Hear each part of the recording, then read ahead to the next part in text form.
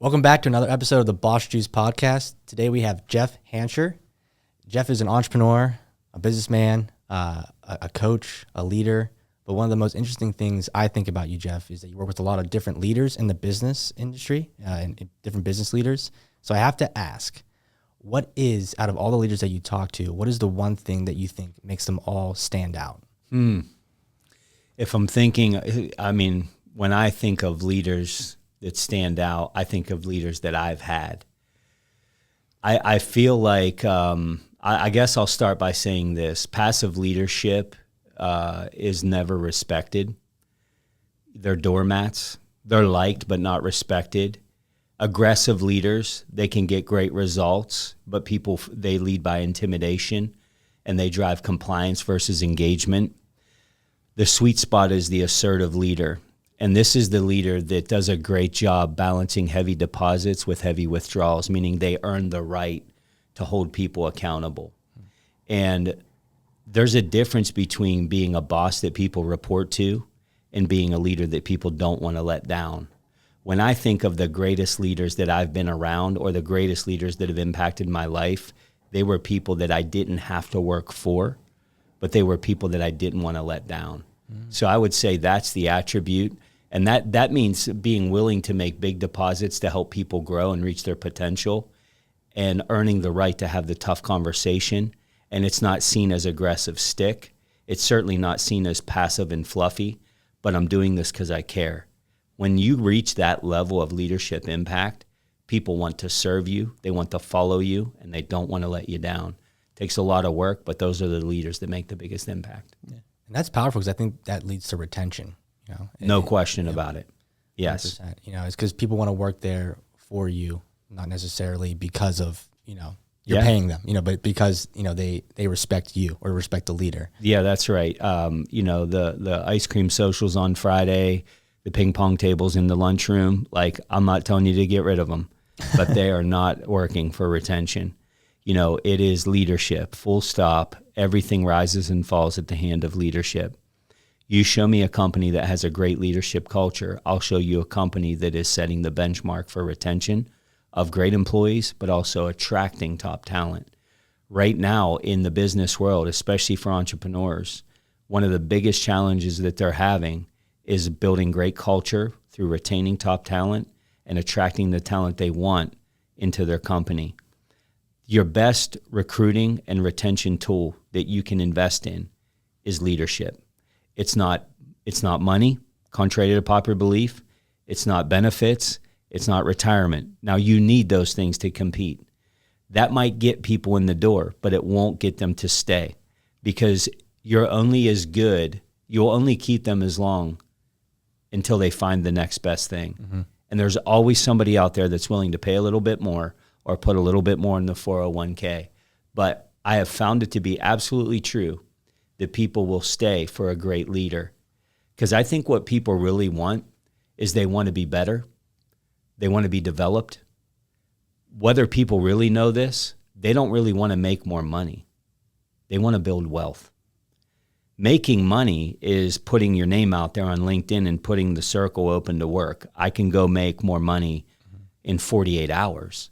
But when you get around a great leader that's giving you skills and aptitude, what they're really giving you, whether you know it or not, is they're giving you the opportunity to build wealth. And that's a great retention strategy. Yeah. Those are things that are hard to quantify too. Yeah. Those things that you extract from people, these great leaders. And in our particular world right now, there's such a lack of true leadership. Mm-hmm. People who you want to follow. You're not a leader if you don't have followers. That's right. Right. And it's just what I think you bring to the table is so important right now, post-pandemic, especially because we had been speaking a little bit earlier, and I know that workforce has changed. Mm-hmm. So that's a new challenge, I think, for leaders. Oh, yeah. One thing before I get too far into it, sure. Jeff, I just wanted to thank you for your service. You served in the U.S. military. My pleasure. And, we spoke a little bit about veterans and the way I feel. That's something that tugs on my heartstrings too. Mm-hmm. These brave men and women made it possible for us to be able to do podcasts and run our businesses in a free America, and we need to keep it that way. Yeah. I'm not going to get on a political rant here either, but it ties in with leadership. It Sure certainly does. Sure does. And thank you. It's a pleasure. I love the veteran community, and I love to serve the veteran community. Being a veteran, I'm about it. I did it before I served as a soldier. I'll continue to do it till the day I die. I think it matters. So thanks for that. Absolutely. So going off of that, can you maybe tell us a bit about your story? So I've obviously researched you, read a little bit about your story, and you had a tough childhood. You had, life wasn't easy for you. You had a lot of obstacles to overcome, and you persevered through. And we always talk about on this show how that is the staple to entrepreneurship is you're going to hit brick wall after brick wall after brick wall, and then the good entrepreneurs don't quit. Mm-hmm. You mind sharing your story a little bit? No, not at all. And to your point, like, one of the questions I get asked a lot is like, what's the path to success as an entrepreneur? And to me, it's resilience, because nobody has the answers. Then the question comes is, how do you build resilience? Some of it I do believe is based off of your journey, because I do believe resilience is like a muscle. You have to work it. And one of the best ways to build resilience is to face adversity and come through it and fail and overcome it. And it's like, well, that's going to be a lot of sucking. Oh, yeah, that's how you build resilience, right? That's how you do it. That's why you become unmoved and unwavering, because of what you've been through. And adversity is a teacher if you allow it to be. And I did have a very rough upbringing. And statistically speaking, I had a counselor at one point because, things were very dysfunctional. I had a counselor that was in the audience when I was delivering a keynote telling about my story, and she wanted to study me. And she said, it's really a miracle, the success that you've had. She said, because statistically speaking, at best, you should have been incarcerated. At worst, you shouldn't be alive. I grew up, I was born into poverty. My mom had her first child, my brother, at 16 years old. When my parents got married, they were both medically disabled. My mom had a disease called lupus, and my dad had chronic osteoarthritis that ultimately led to leg amputations and then later even developed cancer. And so this childhood of being a product of the system, constantly being evicted from rental properties and moving around. Now, to make matters a little bit worse, because of their, pain and disease comes prescriptions, comes substance abuse. So making a bad situation worse, it's bad enough to be in the system, but then to make bad decisions and then sprinkle in some infidelity. And it just was a hot mess. Parents always in the hospital, constantly in the hospital. Some Christmases you didn't know what was going to be under the tree, if anything. We'd have people show up randomly with gifts, this kind of stuff. It was embarrassing as a child because, when you get a little bit older, you realize you're not wearing the same clothes as everybody. You're asking your parents to drop you off 3 blocks from the house at the birthday party, because our car's all rusted out.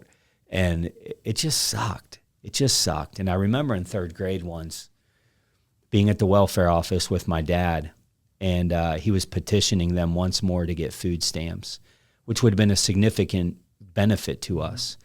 But because they made so much in financial disability, they weren't qualified by like $300 a year. And my dad was like, well, why don't I just give you the $300 or you pay me less? I really need the food stamps. I got 2 young boys and a very sick wife. Denied. My dad blows a gasket. They take him away. He's in custody. I'm now temporarily a product of the state. I'm in custody of the state. And I remember seeing my dad's rage turn into tears of desperation. I've carried that memory with me my entire life. And through my teenage years, it created a lot of anger and rebellion.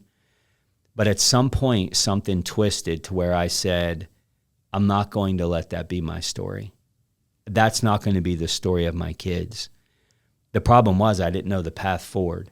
As a teenager, I was extremely dysfunctional. I got around other people that were carrying the same level of dysfunction because it made me comfortable. And so this was a true misery loves company scenario that led to extreme alcohol abuse, a life of crime, I was a thief. I mean, you name it. I was doing all the wrong things. I knew I wanted more, but I didn't know how to get there. I got brushes with the law happening. I'm kind of afraid I'm either going to go to jail or hurt myself.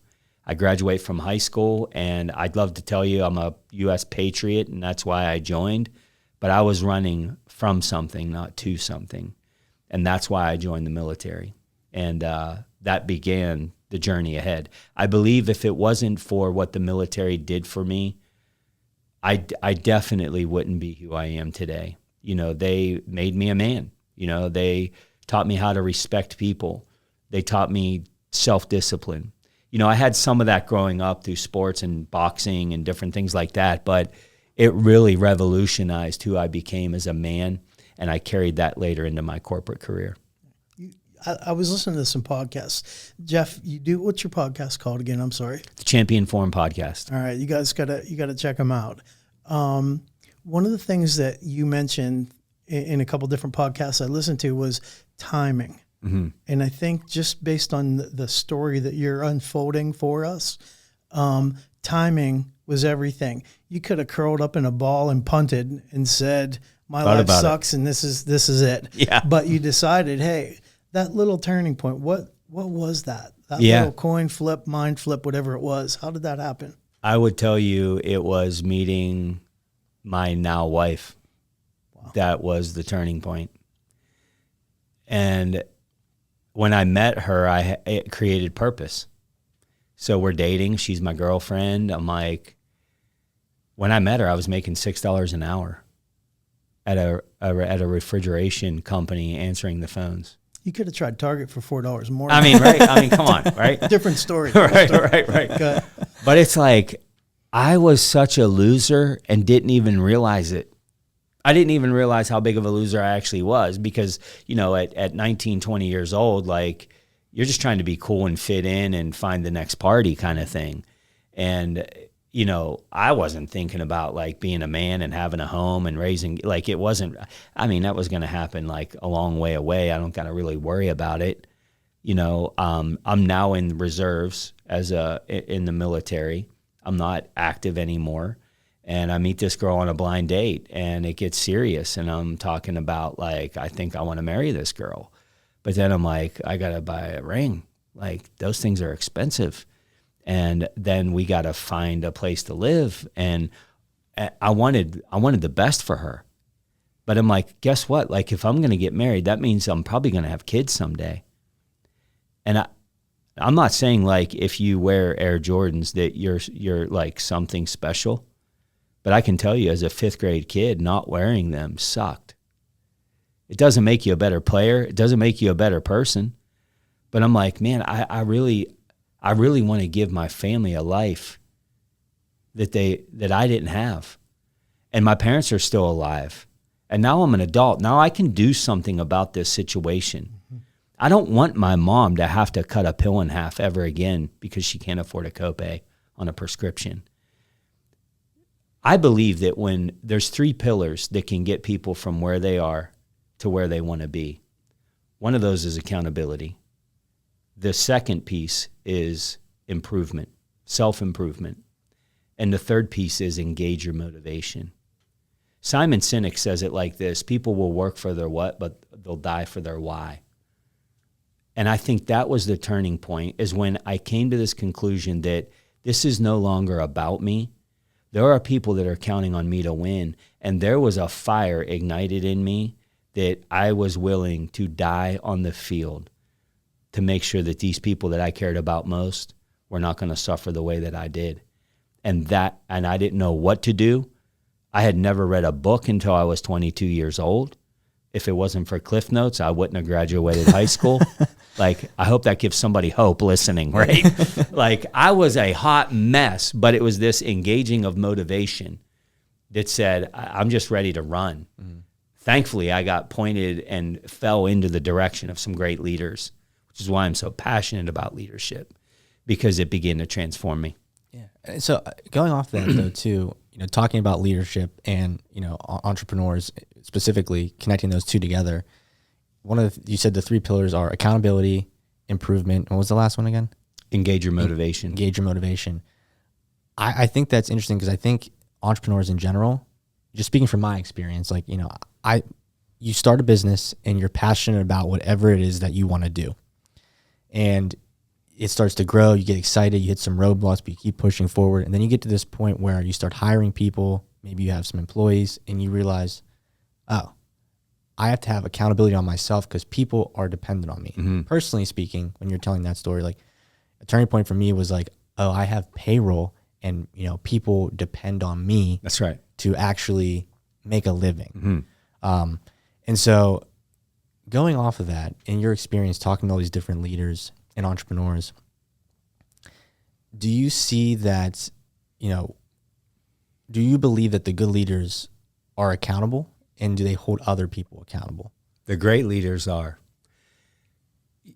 When I left the corporate world and I started going down this journey under this passion project of helping leaders reach their fullest potential, I looked back in my 24 years of my journey and I asked the question, what do leaders need most to be effective? What has always been the missing piece that would cause a leader not to be effective or not get promoted or whatever it is? And I went back and looked at all my succession planning notes. And because I want to solve this problem, one of the best products to sell is the one that people have a need for, right? And so what's the biggest problem out there that nobody's talking about or nobody's really doing a great job teaching and equipping leaders? And what I found it to be was accountability. Or what some would call challenging leadership, or what some would call navigating tough conversations. Mm-hmm. It's just not taught that well. How do you do it? What about my personality? What happens when somebody interrupts in a meeting? How do you navigate that? Do you tell them to shut up when you're talking?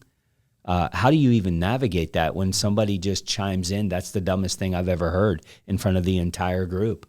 Like, this is real talk. This is real life. This is real things that happen to leaders day in and day out. And it's just not being taught. So the very first thing that I built was a workshop called Performance Management. Shout out October 17th. I don't know when this is airing, but to equip leaders to do that. But I would tell you that's the biggest opportunity. And it's one of the things that help the great leaders stand out from the good leaders, is their willingness to navigate the tough conversations, and they're seen as a deposit versus a withdrawal. And I would say that would be at the top of my list. Yeah, and that's interesting too, because I think, and I'm going to blame my generation, because I grew up in the generation of, my friends and I joke now, but growing up, every sport I played, no matter if you came in dead last or first, you got a trophy. Mm-hmm. I think my generation lacks accountability. Mm-hmm. We don't know how to, and I'm criticizing myself too. I'm not saying that, like, I try to hold myself accountable, but I'm guilty of kind of pushing accountability away. I think that's a problem, because I think that the leaders or the entrepreneurs of the future mm-hmm. aren't going to hold themselves accountable. That's right. They're going to punt easily. Like, I tell Sean all the time, I work with a lot of startup companies, and some, do great things. Some fail, like, 50% of startups fail. It is what it is. Mm-hmm.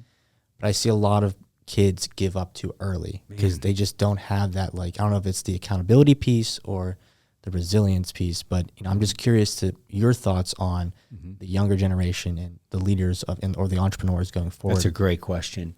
Yeah, because there's accountability takes on two pieces here, right? Accountability is like the leader saying, I need to hold people accountable.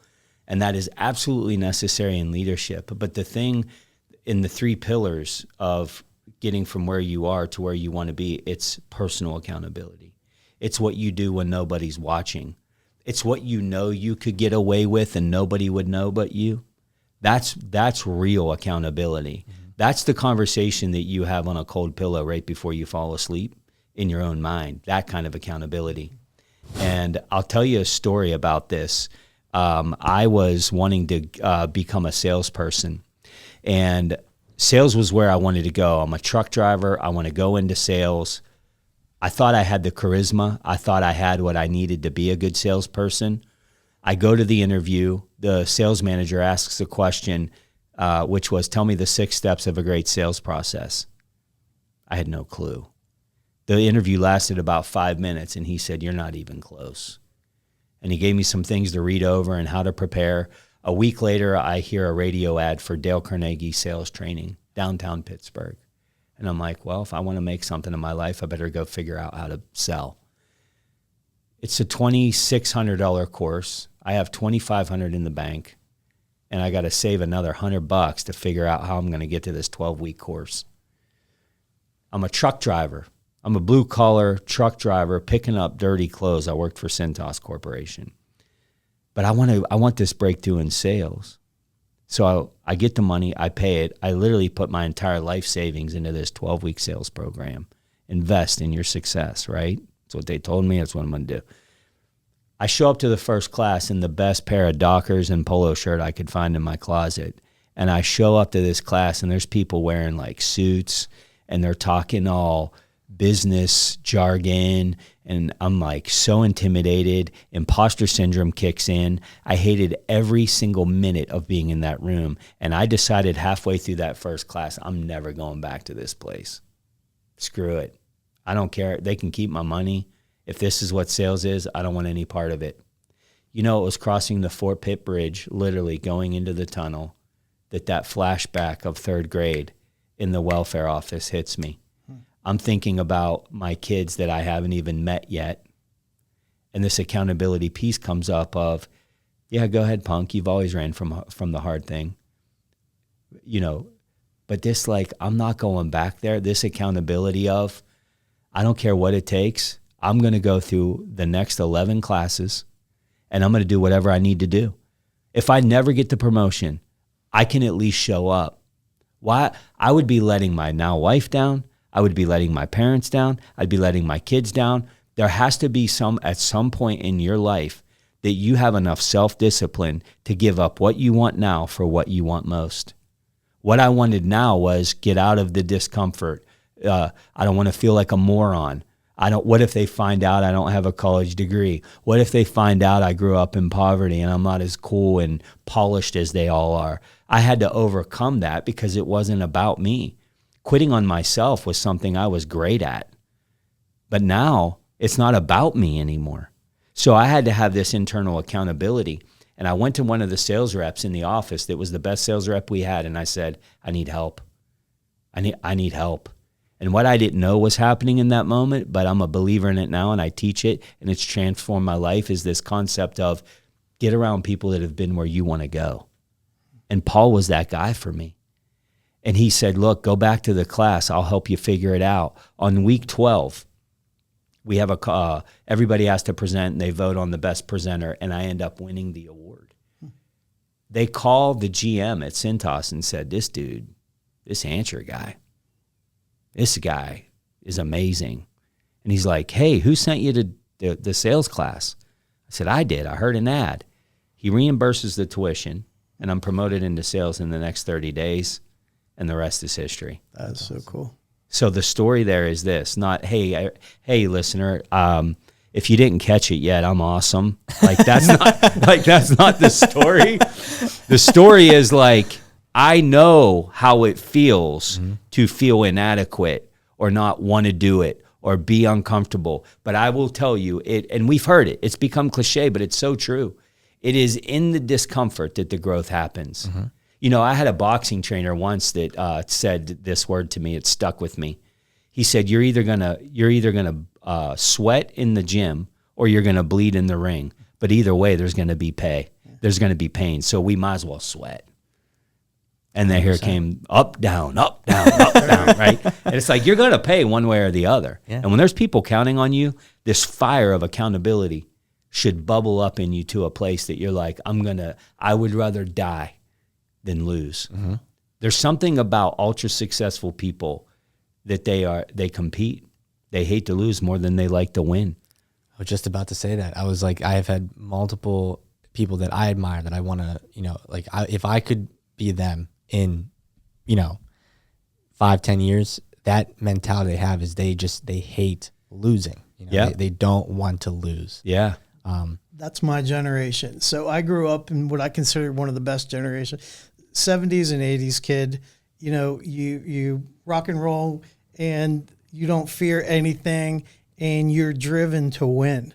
There were no lineup of everybody getting a trophy at the end of some competition. The thing is, you bust your ass when it's something in front of you that you want. And the problem with everybody getting a prize, now that's not how business works. That's not how life works. No. But the thing is, my generation, we learned a lot of these things. We were patriotic. We still are. And it's just so funny. There's another word I want to throw out there too, would be expectations. And I think expectations are both ways. I put expectations on myself and for my family, the same as you, Jeff, when you were, when you made that turning point, that decision in your mind about being there for kids that you don't even have yet. What a big deal. And I look at, you talk about your childhood and all the rough things that you had gone through, ridiculously difficult things that hopefully, most people don't experience. Right. But when you do, depending on what direction you go with it, it molds you. It shapes you. Right. These are the things that no book is going to ever teach you. That's right. So Man, that's well these are said. the life lessons. I'm thrilled that you're sharing these things now with a big audience. This is fun. Yeah, I mean, look, you wouldn't want the adversity to, hopefully you don't have to go through the adversity to learn some type of a lesson. But what I have found in the journey to success is that it's all uphill. Yeah. It's uphill the entire way. So I get my big breakthrough in sales, and I came to find that I sucked at it. Like I suck at sales. I'm a hard worker, but I don't know how to trial close. I don't know what questions to ask. My results suck. I'm on the verge of being on a performance improvement plan. And I remember asking my sales manager, so what is it that I need to do to get better at sales? And he said, you need to do 125 cold calls more a week, like knocking on doors. I didn't know it then, but I know it now. He was saying that sarcastically. In my mind, I was just like, why you been waiting so long to tell me? Now, if you know anything about sales, knocking on 125 doors a week on top of your already busy schedule is no small feat. That meant I had to do cold calls from 6 p.m. to 9 p.m. all day Saturday. But I started grinding myself out of, I overcompensated effort with lack of skill. The great news is you can, most times, short of splitting atoms or doing brain surgery, you can outwork your lack of skill. You just keep failing, and failing teaches you something. Well, guess what happened? I start to recover. I start to get some really good commissions. I bought a new vehicle, guys, like a new one. Keep in mind, one of my jobs as a kid was to cut square tin patches from coffee cans and pop rivet them to the floor of my car. And I'm buying a new one. Like, we have arrived, and I'm winning quarterly contests. Then they tell me, you're on the verge of making President's Club, top 10% in the company. And I'm on the cusp. I got 1 quarter left to win the biggest award in the company. And 2 weeks into the quarter, I got the call one morning that I got so many times. Jeff, mom's not good. You need to get to the hospital. I'd heard, you know how many times I got that call? But I did what I always did. I went. And I'm glad I did, because this day it was different. It would be the last time that I would hold my mom and she passed in my arms. And I'm 3 months away from accomplishing something that I didn't even think was possible in life from where I came from. And that adversity hits. What was the point? What was the point of going on? The whole point was so that she didn't have to cut pills and, all this stuff, and now it's gone. But it was a great leader that stepped in and said, the mission has only started. It has only started. And he gave me the fuel, earned the right to have the tough conversations because he knew the mission. He earned the right to have the tough conversations like, pick yourself up. You're built for more. There's people counting on you to win. This is more than a President's Club trophy. And he found that balance of big deposit, big withdrawal to get me across the finish line. And I made President's Club by $11. And they flew me to the Broadmoor in Colorado Springs to a resort that I didn't even know the likes existed. They'd stamp the toilet paper in your room. Stamp logos. It was wild. More silverware on a table than I'd ever seen. And they called my name, and I went up to that stage, and guys, I got to tell you, I lost all professional dignity going across that stage. I wept.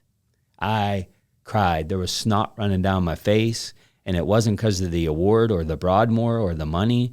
It was like, wow, like something big is happening here, and this is possible. That's a brand new chapter. Yeah. I mean, really. It's changed everything. Yeah. Because it's like you can let this setback define you. You can let this adversity define you, or you can let it work for you with resilience. You know, I still battle poverty syndrome. Don't put me in a Walmart or anything, because I'm like, well, this one, you save a penny per ounce if you buy I'm that guy. Meanwhile, I could buy the whole rack. And it's like, sometimes you got to train your mind of who's in control here and who's the boss, right? And so I think that's what adversity can do for you. And I hope there's one listener listening that's like, this story's resonating with me. Maybe something is possible. I'm here to tell you, Napoleon Hill tells us, with every adversity, every setback comes with it a seed of equal or greater opportunity. And I have found that to be true. You just got to keep showing up, and you don't just fail for the sake of failing. You fail to learn, and you get back up and you go. You show me a great entrepreneur, I'll show you one that has failed a lot and has learned from it. And my gosh, I would embarrass everybody in the room if I talked to you about how my company started and the mistakes I made yesterday. Like, it's nonstop, and you feel inferior, but you keep going, and you tie what you do to purpose and serving people, like you mentioned before. Yeah. Well, this whole leadership concept too. It's almost, I feel like as a leader, you need to be able to identify certain things in people, the people that you're overseeing, the people you're responsible for, all these other things, and that's such a, man, in the corporate world, that's such a weird thing too, because I had for years, and I guess I'm still to a fault, I've always put people way up on a pedestal, because I'm thinking like, man, if they arrived here and they got this title, they've really done something. And then you get to know them and see some of the things that they do or done, questionable things, and all of a sudden there's disappointment that kicks in. And I feel like the true leaders, in my opinion, were the ones that were able to identify things in people, to either mentor them, a little word of wisdom, taking them under their wing, whatever cliche phrase you want to use. They find a way to reach people. And that's really one of the keys. How do you, that's good, with all the words on the wall, excellence, integrity, honor, humility, generosity, all these things, those are words until they're implemented and implemented in the right way. That's right. How do you, with your business, how do you train leaders? They're already wired that way probably. How do you extract that? How do you help them become even better leaders? That's so good. And that's a great question. What we're talking about in that vein is, it really comes down to one word, and it's influence. If I were to ask you right now, like, hey, do you ever remember a time whenever you were in a big crowd, but one person walked in and it like changed the environment, and you just sat up a little bit straighter?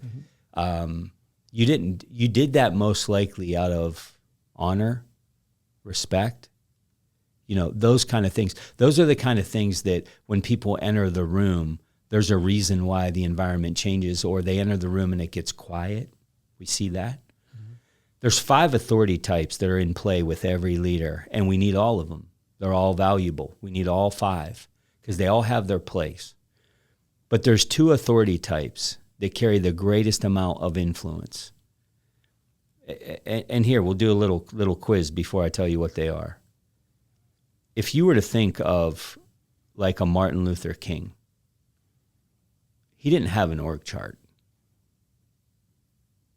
And his title was what? Reverend. Mother Teresa didn't have an org chart. And her title, have you seen pictures of this lady, by the way? Like 4'5" something. Impact? Big time. You look at Albert Einstein. The guy couldn't tie his shoes till he was 7. Didn't he? I don't even know if he owned a hairbrush. Disheveled looking guy. Did people want to hear what he had to say? Absolutely. You know, you could go down the list of these people that didn't have an org chart. They didn't have punitive authority. They didn't have reward authority, paychecks, pay raises. You know, they didn't have legal authority. Here's what they have in common. The people that have made the biggest impact and influence on the world, they have these two things. They have reverent authority and they have expert authority. If you chase after these two things, reverent is, I care about who you are and what you want to do. I care about who you are and what you want to do, and I care more about the bigger mission than I do hitting the number. Expert is, I know more about this than most people. There's 4 camps that everybody in the world is sitting in right now. Camp 1 is, I hope it doesn't come up. Camp 2 is, if it comes up, I'll wing it. Camp 3 is, if it comes up, I'm ready to talk about it. But then there's Camp 4. And Camp 4 is, if it doesn't come up, I'm bringing it up. You would think Camp 4 is arrogant, but it's not. Mm-hmm. Camp 4 is, I have so much to give in this area, it's a duty. That's expert authority. When you have it, you become magnetic. You become influential. Then you bake in reverent with that. Now I'm a leader that people don't want to let down. But don't lose heart. I also have punitive authority too.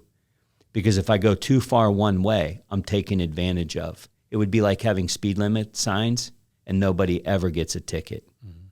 Nobody would care, right? But it's those two things, to answer your question, that I think change cultures and help leaders have the biggest impact. The problem is leaders aren't being taught how to do it. Yeah. They could even talk about it or read it in the book, but they don't know how to execute, and that's what we're trying to fix. And also, just out of curiosity, I want to get your thoughts on this. So the Camp 4 people, the people that, you know, bring it up, you know, and they, you know, they have that, as you describe, expert authority, right? Yep. Do you think in today's age that people are afraid to speak up just because of, you know, they're afraid to be shut down or censored or anything like that? I think so. Yeah, I think so.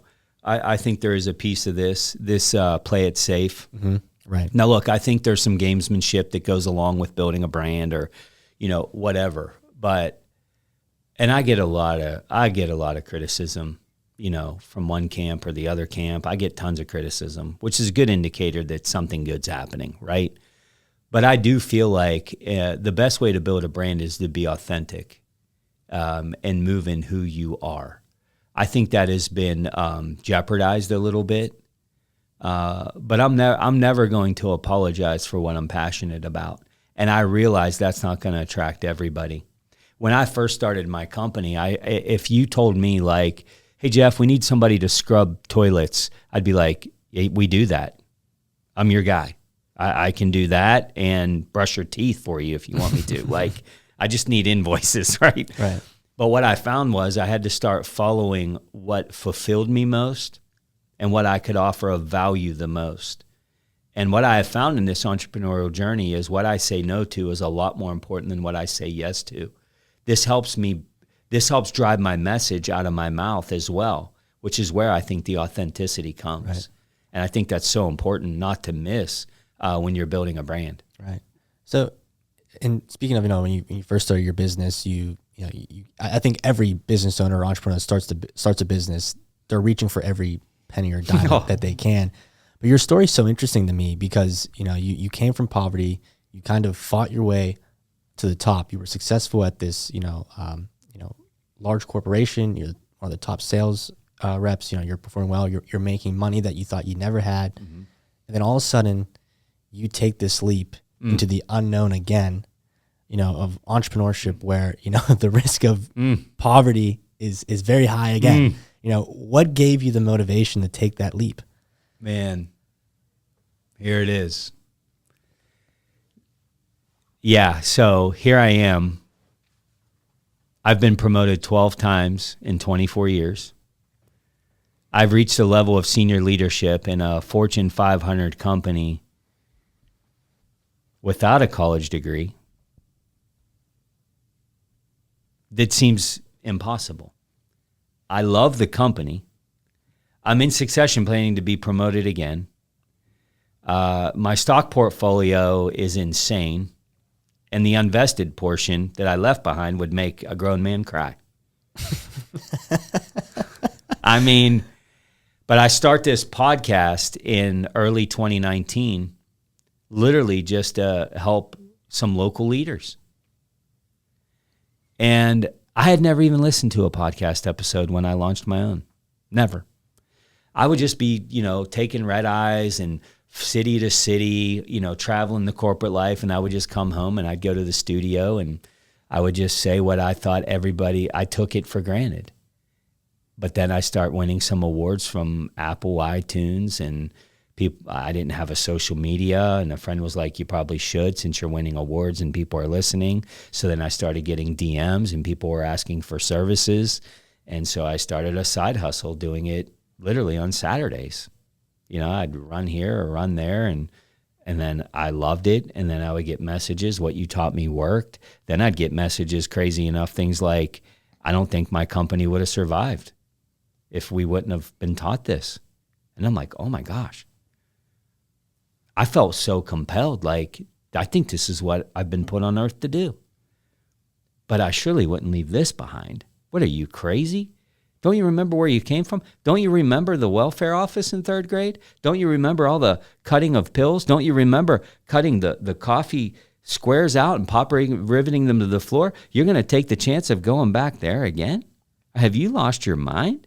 You're about to get into the biggest promotion of your life, and things are going to get better than they've ever been. And you're going to leave this to go do something with zero guarantee and no known way to know if it's ever even going to work.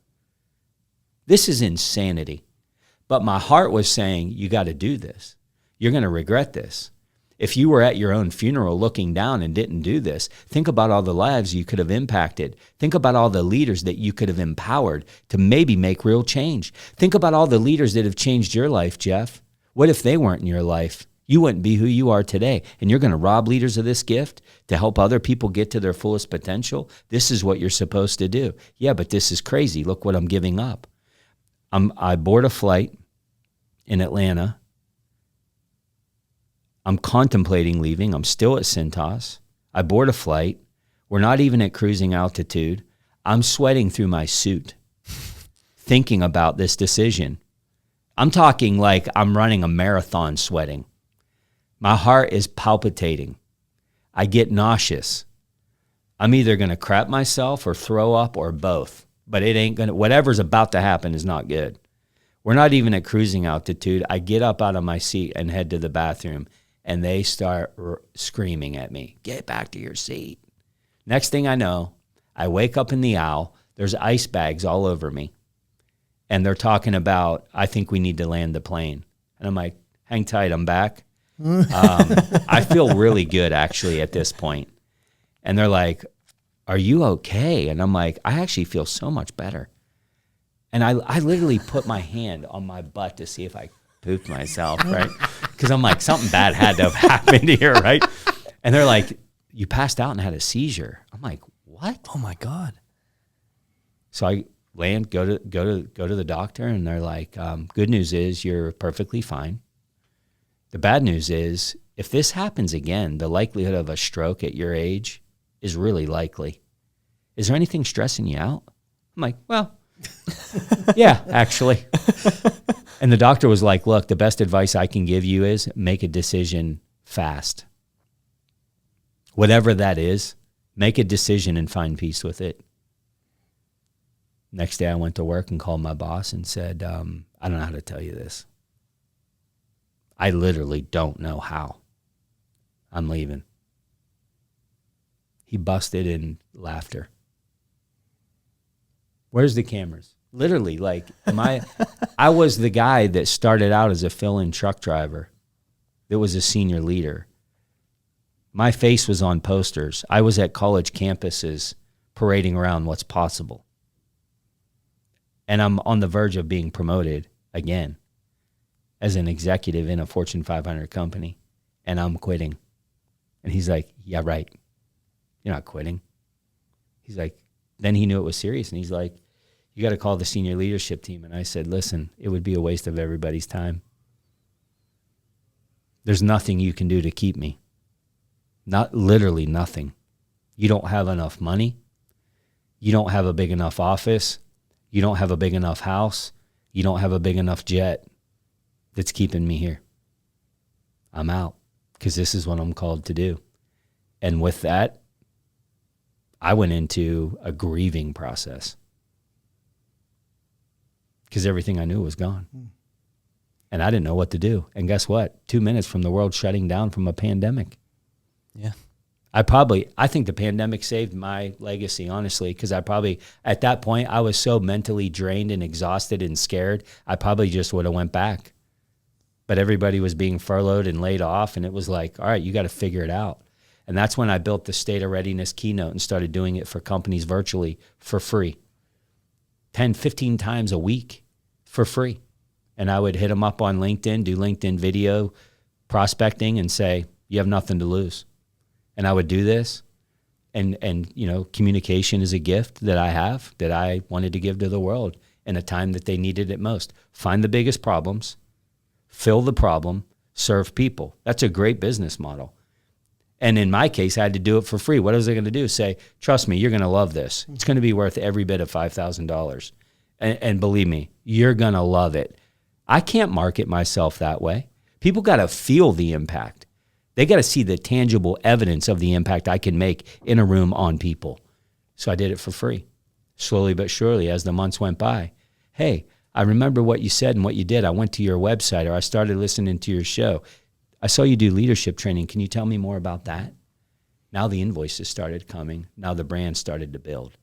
And so that was the story of how did you go from being successful in corporate to here?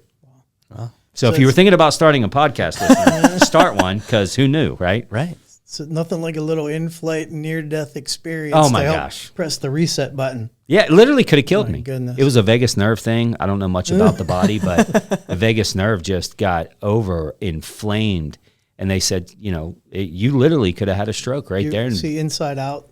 We're Inside Out too. Huh. You need to watch them. They're kid movies. But there's a lot of psychology side that matters. Yeah. Well, when people ask me, was it scary leaving? I'm like, oh, Yeah.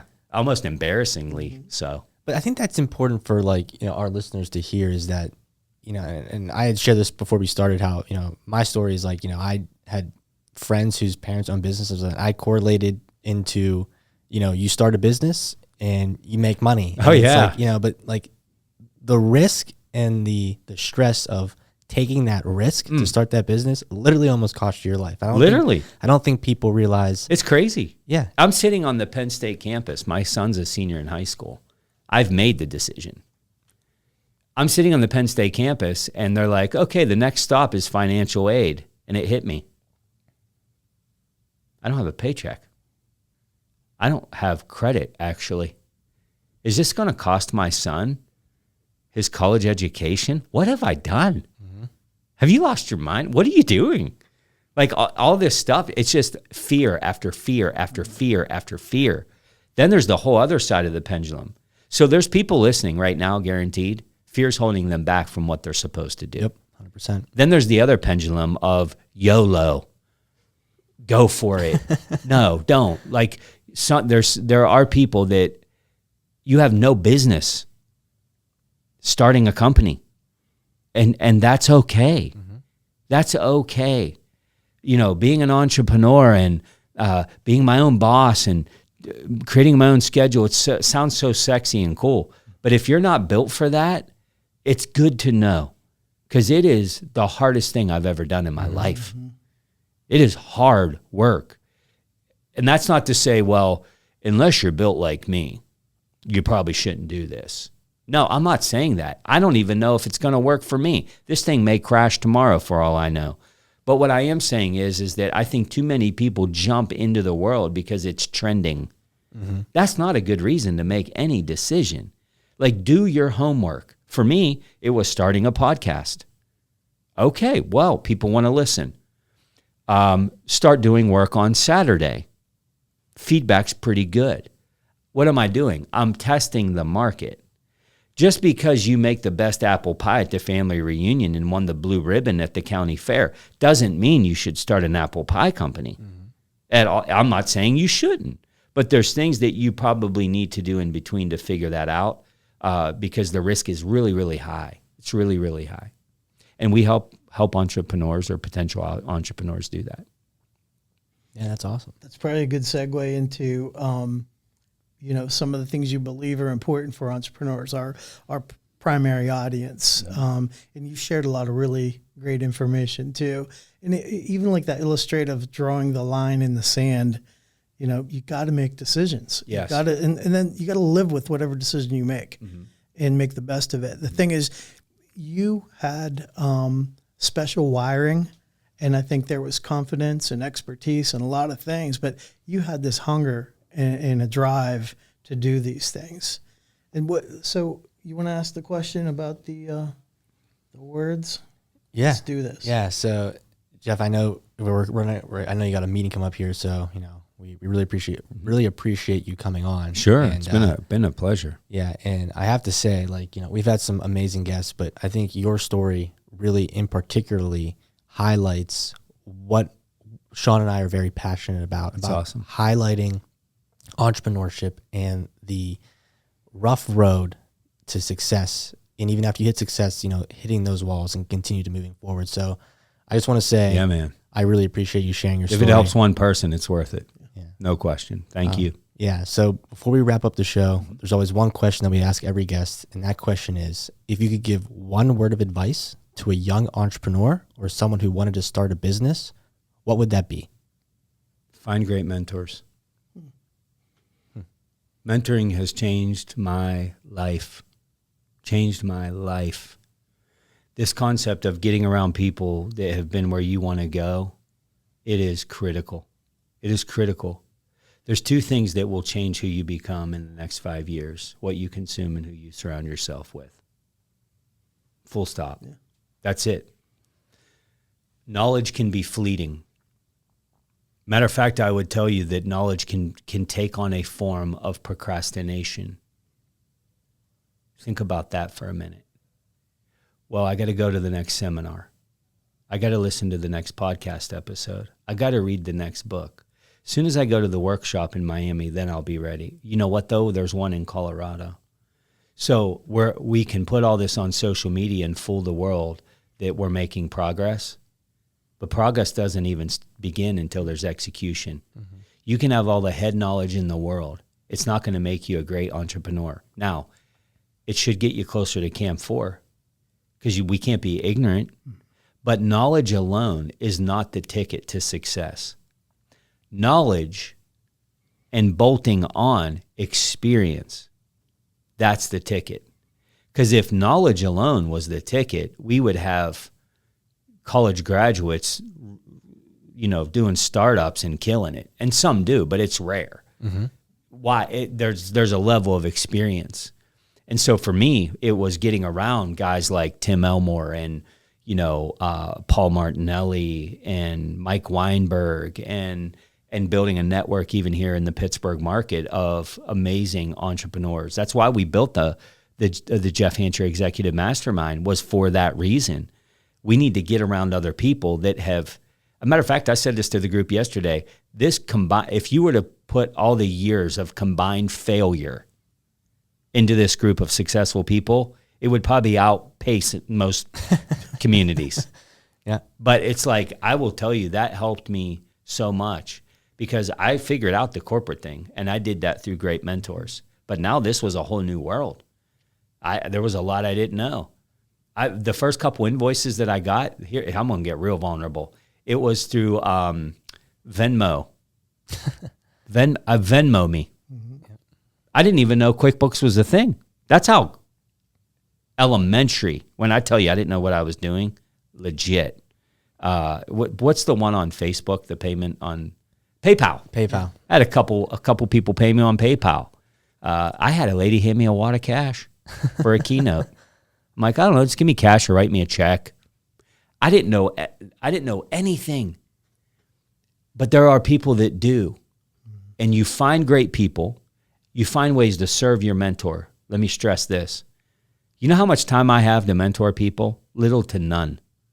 But when I find that diamond in the rough, it's like DMing me, listen to your show, loved it, executed on it, won with it, give me more of that. Saw that you are having a workshop the 17th. I'm investing in that. I'm going to be there. Love the show today, Jeff. Great post. Shared it to 50 people. You have my attention. Mm-hmm. You have my attention. I'm not giving everybody my time. Who can? Mm-hmm. But if you're finding ways to serve your mentors, when Tim Elmore said, if you're ever in Atlanta, I'd love to grab lunch with you. I said, I'm going to be in Atlanta real soon, actually. Here's my admin. What I didn't tell him is, you know why I was going to be in Atlanta? To have lunch with him. I flew down, had lunch, and flew home. Because it's him. Mm-hmm. Then I got to find ways to serve him. Where's he going to be? What's his anniversary date of his company? Send him a gift. I'm serving this guy. He's the reason that my first book is being published by John Maxwell. Imagine if I wouldn't have done that. Imagine if I wouldn't have found ways to serve Tim Elmore. Mm-hmm. I would have never been introduced to the Maxwell leadership team. My first book would have launched, but it wouldn't have launched under the blessing of the GOAT of my industry, John Maxwell, and now it is. So you have to find great mentors. You have to serve them, not be a leech to them. When that happens, you have a relationship and you have a mentor that wants to see you win. That will change your life. So that grilled chicken Caesar salad was worth every penny. Every penny. Right. Every penny. I think we went to Firebirds. Right. Oh, that's actually a great restaurant. Had a salmon salad. I'll never forget Super it. Cool. I came with 7 questions, and it was a dynamic conversation. It changed me. That's awesome. And that's new. I don't think we've heard that piece of advice. So Yeah, the mentorship. yeah, that's It's good. critical. It is. I And agree. I talk a lot about it, and we don't have time to go into mentorship. Maybe that's, another episode. But the number one reason why people don't have mentors that I hear is I don't know how to find one. I don't know how to get a mentor. If I did get a mentor, what would I say to them? Mm-hmm. So maybe that's the cliffhanger for a future episode. Yeah. That's good. Yeah. I'll have to pick your brain on that, Jeff. There you go. We'll Jeff, do it. Thank you so much for coming Thank on. you guys, man. This has been a lot of Wait, fun. I think we ought to have lunch. Yeah, I know. We're going to have to have lunch sometime. Yeah. This was good. We appreciate the time and look forward to getting this out there. Yeah. Thank you guys. Yeah. Thank you. You bet.